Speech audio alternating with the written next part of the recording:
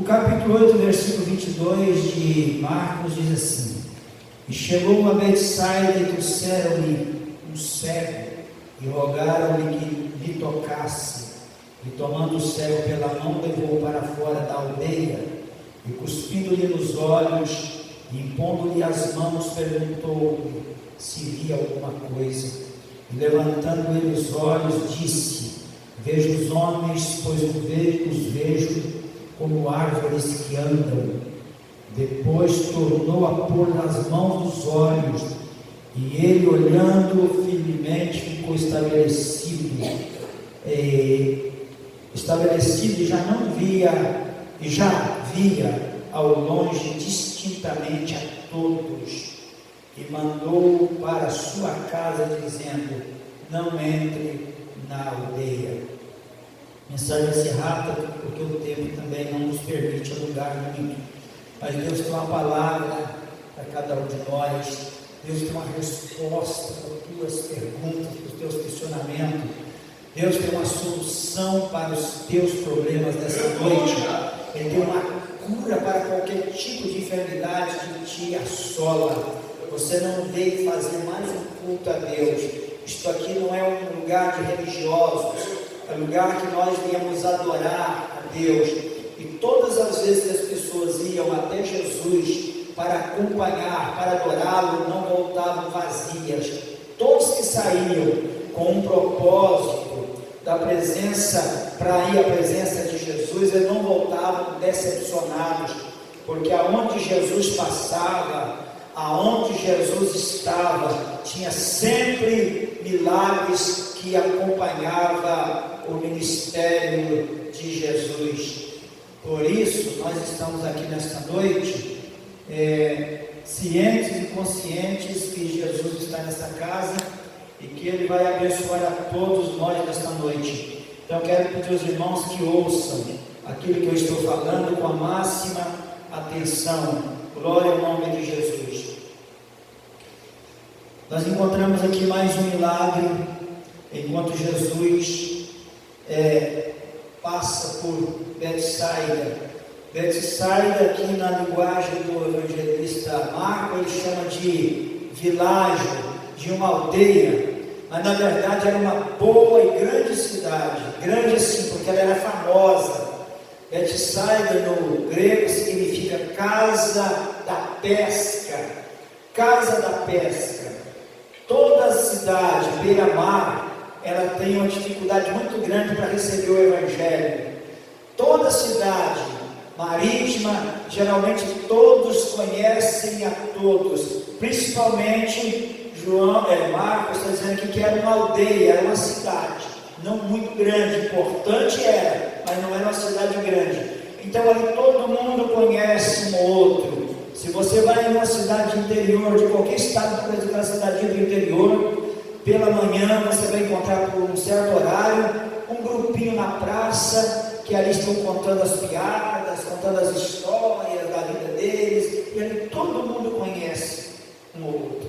Eu fui visitar no Triângulo Mineiro, antes de meu pai partir para a eternidade, um lugar que nós moramos por alguns tempos. Tinha um sonho, antes de morrer, voltar ali, porque ali nós sofremos muito.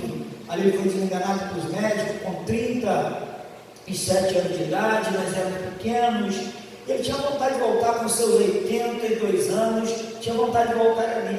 E chegamos ali no vilarejo onde eu estudei, meus primeiros dias de aula, estava quase acabado, mas já tinha um grupinho na praça lá, e todo mundo conhecia todo mundo. Meu pai chegou, começou a conversar, e as histórias antigas veio tudo fora. Então é normal que nas pequenas cidades um conhece o outro. E Jesus passando por Betsaida, essa cidade marítima, é uma cidade de pescador, tanto é que Pedro, André e Filipe eram de Betsaida. Então era uma cidade importante, uma cidade que tinha uma história, porque Pedro, André e Filipe eram de Betsaida. E Jesus passando por Betsaida, a Bíblia diz que trouxeram um cego e rogaram-lhe que lhe tocasse. Pediram que Jesus tocasse neste cego para que ele fosse curado da sua cegueira. Este cego, ele não era cego de nascença. Ele certamente teve algum problema com a sua saúde e ficou cego depois. Mas essa história aqui, nessa passagem, neste milagre, alguma coisa Deus tem para falar, para dizer para nós nesta noite. Senão não seria narrado na Bíblia a história da cura do cego de Betsaida. Então, meus queridos, a Bíblia diz aqui que eles pediram que Jesus tocasse neste cego. E Jesus pega o cego pela mão e levou, tirou ele de dentro do vilarejo, da cidadela, e trouxe para fora, certamente dos muros da cidade, para fora. Trazendo o cego para fora da cidade, já começa a trazer à luz na nossa mente alguma coisa importante que às vezes Deus exige da nossa vida para que o milagre aconteça. Alguns milagres às vezes não acontecem na nossa vida devido ao lugar que nós estamos, do nosso grupo de amizades, da nossa convivência às vezes com pessoas. Existem pessoas, existe ambiente, existe amizade que são nocivas, é uma barreira, é um impedimento para que Deus opere certos milagres na nossa vida.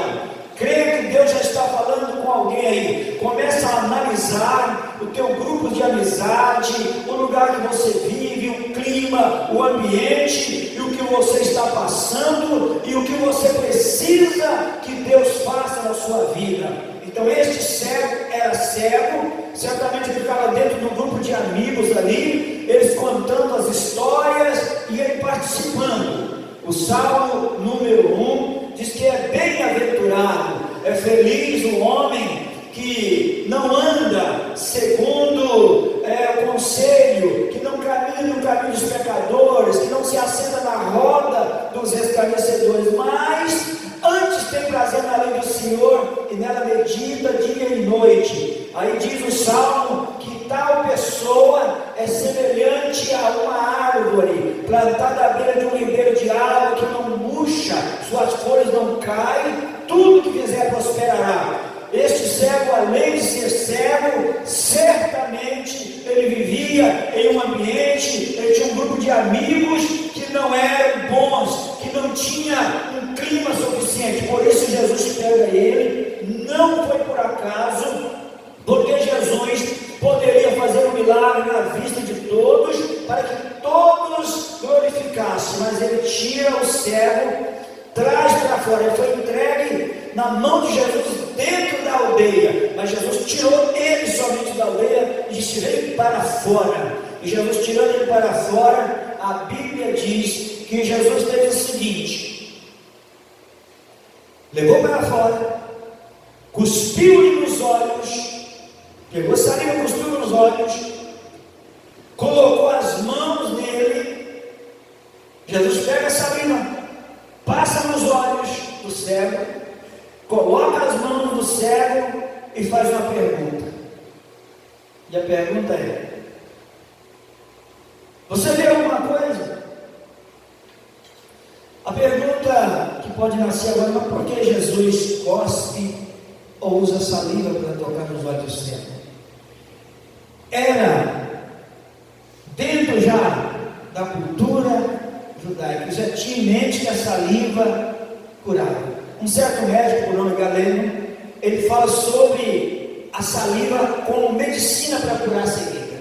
Então já tinha essa cultura que a saliva curava. E Jesus, dentro da cultura, ele trabalha usando a saliva para cuspir os olhos do cego, ou untar os olhos do cego, e a seguir coloca as mãos, o toque das mãos. É por isso que ele diz que nós colocaríamos as mãos sobre os enfermos e os curaria.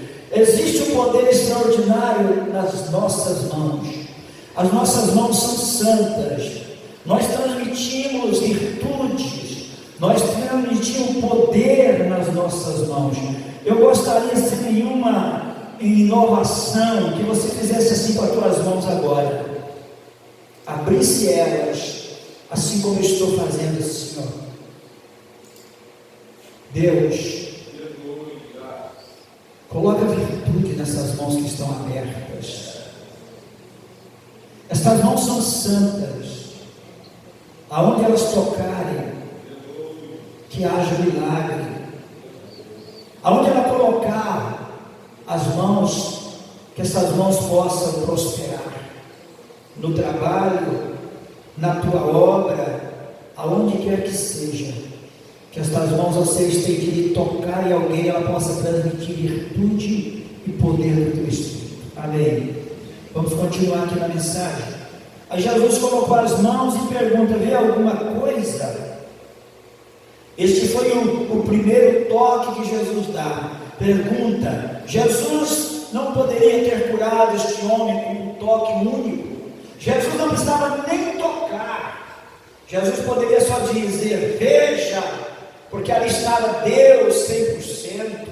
Ali estava toda a virtude do Pai nele, através do Espírito de Deus que estava sobre ele. Mas ele faz tudo em ordem, usa saliva, ele usa o toque de mão e pergunta: vê alguma coisa? Aí o homem disse: eu vejo sim, os homens como árvores que andam. Aqui está a prova que ele já havia visto, ele sabia como eram os homens, mas ele vê os homens como árvores que andam. A realidade é que nós temos aí um livro que nós estudamos, né? Os homens como árvores, né? Frutífera. Nós somos comparados à lavoura de Deus, plantação de Deus. Então a visão até que não estava fora, mas aquele momento ali não era aquilo que ele precisava ver. Ele precisava ver os homens distintamente. E a Bíblia diz que ele disse: eu vejo, mas eu vejo os homens como árvores que andam. Aleluia. E a Bíblia diz que Jesus novamente estendeu as mãos sobre ele, tocou nos olhos dele pela segunda vez e pergunta: e agora? Jesus disse assim, depois tornou por as mãos nos olhos, e ele, olhando firmemente, ficou estabelecido da sua visão. A outra Bíblia que eu tenho em casa não diz que ele ficou estabelecido da sua visão, ele ficou curado. Jesus disse: olha para cima. Na linguagem italiana, a outra Bíblia que eu tenho também diz, Jesus disse, a primeira vez disse: vê alguma coisa? Ele olhou e viu os homens como árvores que andam. A tendência da pessoa cega é andar olhando para frente, para o chão. Agora Jesus toca e diz: levanta os olhos, olha para cima. Tem um significado esse olha para cima. Ele olha para cima e a visão foi 100% restaurada. Aí ele diz que agora eu vejo perfeitamente. Existe momento nas nossas vidas que nós precisamos de um segundo toque de Deus para que a nossa visão seja ampliada. Quantas vezes a nossa visão, ela não é perfeita no reino, ela não é perfeita quanto à obra de Deus na nossa vida, a gente não consegue ver as lutas transformando-se em vitória. Nós vemos uma muralha e não conseguimos ver ao lado das muralhas, porque a nossa vitória, às vezes, ela está oculta aos olhos físicos. Precisamos de visão espiritual. Nós temos muitas passagens bíblicas, e entre elas algumas, tem pessoas que demonstram ali uma fé extraordinária. Eles já viam antecipadamente a vitória. A mulher do fluxo de sangue, ela já foi encontrar Jesus sabendo que a filha seria liberta. A mulher cananeia, ela foi sabendo que ela teria a sua filha liberta. A mulher do fluxo de sangue ela sabia no caso que aquela hemorragia seria o fim ao tocar em Jesus. Ela foi convicta que tocando em Jesus a hemorragia dela seria parada, encerrada, curada naquela hora. Enfim, muitas outras pessoas foram com fé em Jesus. E aqui nós precisamos, às vezes, de entender isso aqui. Às vezes a nossa visão, nós vemos de uma maneira não completa, não perfeitamente. A Bíblia diz que o moço de Eliseu, Geazi, em 2 Reis, não me recordo o capítulo, parece capítulo 6, me vem em mente agora, diz a Bíblia, que ele diz: ó meu Senhor, olha o exército inimigo. E a Bíblia diz que ele fez uma oração e disse: abre, Senhor, os olhos deste moço. Após a oração, os olhos dele abriram, e ele começou a ver um exército de Deus, carros de fogo, exército de fogo. Quantas vezes a vitória está diante dos nossos olhos, mas nós vemos problemas. Quero aproveitar o ensejo e dizer: irmã, a sua vitória já está mais do que garantida sobre essa situação. Deus não manda luta para matar ninguém, Deus não manda luta para decepcionar ninguém, Deus manda luta para nos dar vitória, para nos amadurecer, para nos dar experiência. Ele às vezes faz uma terapia em nossas vidas, mandando lutas e problemas. O profeta Elias pediu ao Senhor uma morte, queria morrer, desesperado, depois de tanta vitória, com medo de uma perseguição, de uma mulher, com medo da morte, perdeu o seu ânimo, a morte debaixo de uma árvore. Mas Deus trabalha na vida dele. Quantos homens passaram por momentos difíceis, mas a visão era ampla e eles creram na vitória. Outros, Deus precisou de dar um toque especial. Elias teve um momento que Deus disse: tem que sair dessa caverna, porque senão você não vai conseguir ver o que eu tenho. Nós às vezes ficamos prisioneiros de uma visão, de uma miopia espiritual. Eu quero terminar já a mensagem, que a hora passa, mas eu quero dizer nesta noite, que o que Deus tem nesta noite é um toque especial na vida de cada um. Ele estará nesta noite, porque a palavra dele tem endereço, não volta vazia. Eu não estaria aqui pregando a palavra por pregar, não, cansar a mente de vocês para inteirar o horário do culto. Eu estou pregando a palavra para que tenha evidência daquilo que eu estou falando. Aleluia, glória ao nome de Jesus. A primeira coisa que Deus manda dizer: nós precisamos separar certos grupos de amizade. Nós estamos vivendo um tempo que as pessoas têm grupos de amizade em Facebook e Instagram, e muitos estão debaixo de uma maldição, porque não separam o santo do profano. Jesus disse para este cego: vai para a tua casa, não volte no vilarejo, nem conte a ninguém no vilarejo o que aconteceu. Verdade é que no capítulo 11 do Evangelho de Mateus, versículo 21 a 22, que eu não me recordo bem, Betsaida tinha sido amaldiçoada por Jesus. Ele disse: ai de ti, Betsaida, porque se em Tiro e Sidom, lá onde a mulher cananeia foi curada, houvesse tantos milagres como eu fiz aqui entre vocês, eles se renderiam todos a mim. Betsaida, os moradores foram tidos como incrédulos, e Deus em Cristo Jesus proferiu uma palavra de maldição. Então ele disse: olha, sai desta maldição, sai do meio desse grupo de amizade, sai desse vilarejo, dessa cidade amaldiçoada, vai para a tua casa e não volte mais no vilarejo.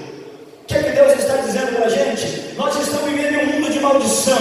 Nós não podemos servir a Deus e o mundo. Nós precisamos de andar no mundo sem nos envolver com este mundo de pecado e maldição. Às vezes Deus está esperando uma tomada de posição das nossas vidas. Às vezes Ele está, através da palavra dele, tentando nos tirar de situações que estão às vezes sendo nocivas, criando barreiras para Deus operar. Aleluia, Deus está falando com alguém nesta noite aqui. Esta palavra não é para as paredes ouvirem, tudo porque a parede não ouve. Ele está falando para quem tem ouvido nesta noite. Nós precisamos nos posicionar nesses dias, porque existe uma cegueira espiritual, não física, mas espiritual, e os olhos de muitos abrirão quando saírem do vilarejo e não voltarem mais dele. Este mundo está amaldiçoado. Nós não temos aliança com o mundo. A nossa aliança é com Cristo. Nós estamos aqui de passagem. Nossos dias estão contados. Aí você está sentado me ouvindo: sempre estou cansado de ouvir. Eu não tenho nenhuma aliança com o mundo.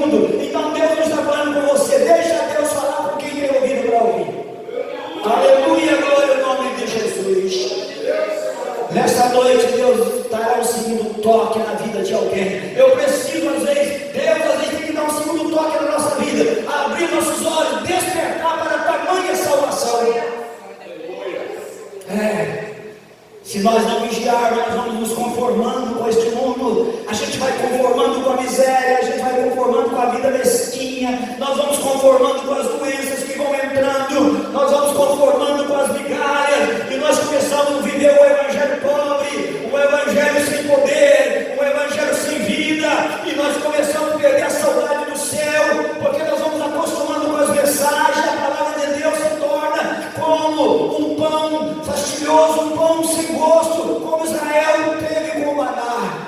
Mas a palavra de Deus nesta noite, que ela possa ser recebida na tua alma, que você possa ter fome, possa ter sede de Deus nessa noite, e dizer assim: Jesus, eu tenho que sair de algum lugar, tem alguma amizade nociva, tem alguma coisa que está me envolvendo, tem alguma coisa que está tirando a minha visão espiritual, tem alguma coisa que está matando o meu ministério, tem alguma coisa que está me tirando do foco. Eu estou disposto a sair e não voltar mais para este lugar. Glória ao nome de Jesus. E este homem, a Bíblia diz que ele viu distintamente após levantar os olhos para cima. O nosso socorro vem de onde? Elevo meus olhos para os montes. De onde é o nosso socorro? Hein? Aleluia. Um dia desse eu vi uma falando assim: vamos levantar nossos olhos para os montes, aqui de lá que vem o nosso socorro. Nosso socorro não vem dos montes. Elevo meus olhos para os montes. Aí pergunta: de onde vem o nosso socorro? Não vem de monte, vem do Senhor que fez o céu e a terra. Aleluia. Tem muita gente olhando para os montes de problema, mas nós estamos olhando para o Senhor, aquele que tem o controle de todas as coisas.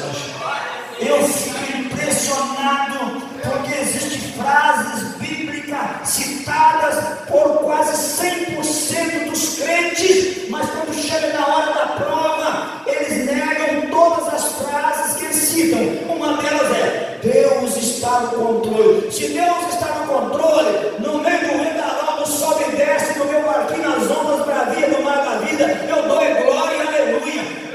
Meu Deus, será que Ele vai deixar o meu barquinho afundar? Sabe quando Deus gosta, quer, necessita de ser glorificado? É quando o vento sopra contrário, é quando o câncer bate e diz: não tem mais jeito. Aí você olha e diz assim: não tem mais jeito para o homem, mas para Deus nada é impossível. Sabe quando Deus gosta de ser glorificado? É quando chega a dívida, você não tem onde pegar, o banco não te empresta, ninguém te empresta, e você precisa de cumprir com as suas obrigações. Aí o Jeová Jireh, o Deus da provisão, aparece e diz: eu sou dono do ouro e da prata, e de repente aparece tudo que você precisa. Nós precisamos de ser crentes e não incrédulos. Nós não podemos ser religiosos, nós precisamos viver a palavra, respirar a palavra. Não estou nervoso, fica preocupado, não, é assim que eu prego. Nós precisamos de voltar ao início de alguma coisa ainda.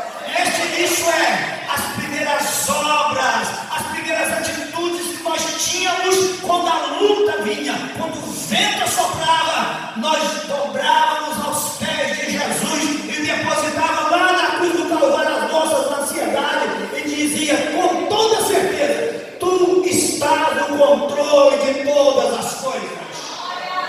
Aleluia.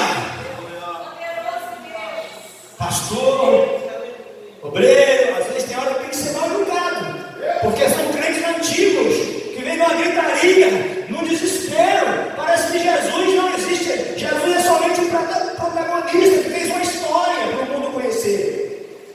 Aleluia. A gente tem que colocar na parede e dizer: afinal de contas, que fé é a tua? Você não disse que conhece o Deus que você creu nele? E tem que ser duro para que essa pessoa desperta. Glória ao nome de Jesus. Mas voltando à passagem aqui, ele disse: olha, você está restaurado na visão, mas não volte mais naquele vilarejo. Aquele lugar está amaldiçoado. Sai da roda dos escarnecedores. Deixa aquele grupo de amizade. Vai para a tua casa e não conta para ninguém. Fica com a tua bênção para você. Glória ao nome de Jesus.